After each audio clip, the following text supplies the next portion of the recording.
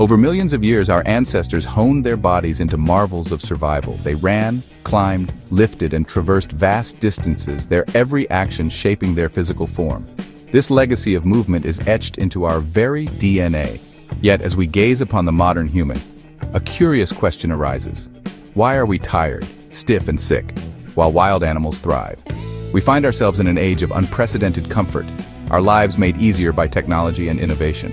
But could this comfort come at a cost? Have we inadvertently created an environment that, while seemingly benign, clashes with the very blueprint of our being? Join me now as we journey deep into this paradox, exploring the intricate relationship between our ancient design and our modern lives. From the plains of Africa to the forests of our ancestors, the human story is one of constant movement. Early humans, like many animals today, were shaped by the relentless demands of survival. Running wasn't for leisure. It was a necessity to chase prey or escape predators. Climbing wasn't a hobby. It provided safety in the heights of trees. Foraging required covering vast distances, their bodies in constant motion.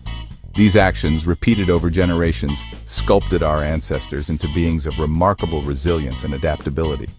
Their bones grew strong, their muscles lean and powerful, their joints fluid and mobile. This wasn't just physical. Their minds, too, were sharpened by the challenges they faced, their senses finely tuned to the world around them.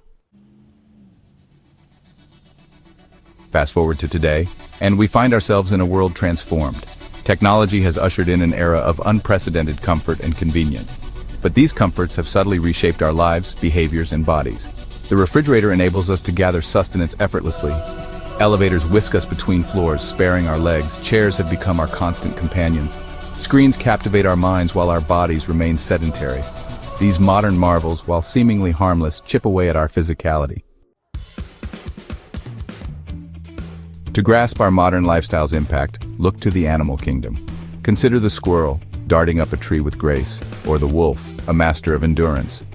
Observe a bird in flight, its wings tracing arcs. These creatures remind us of our innate capabilities. The animal kingdom highlights a stark reality. Our bodies, meticulously crafted for a life of movement, now find themselves in an environment that often discourages it. This mismatch between our ancient design and our modern lifestyle lies at the heart of many of the ailments that plague us today. Our muscles, starved of their natural range of motion, grow stiff and weak.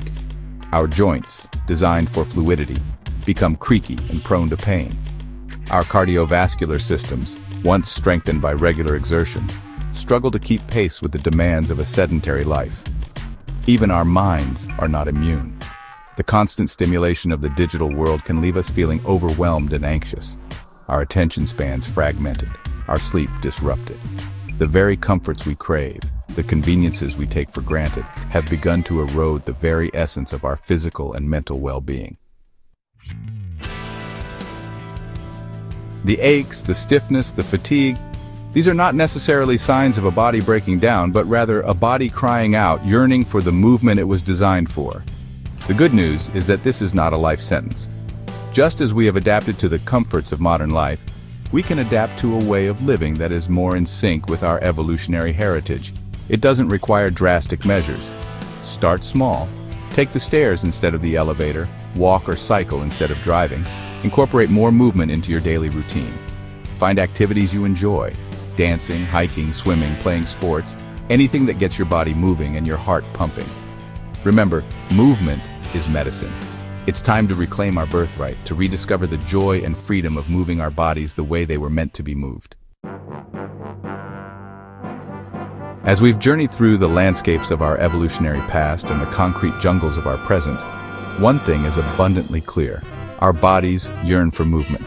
It is as essential to our well-being as the air we breathe, the food we eat, the water we drink. Like a wild animal pacing in its enclosure, our bodies send us signals when they are deprived of their innate needs. It is up to us to heed these signals, to recognize that the discomfort we feel is not a sign of weakness, but a powerful reminder of our innate strength. Let us move, not because we have to, but because we were born to.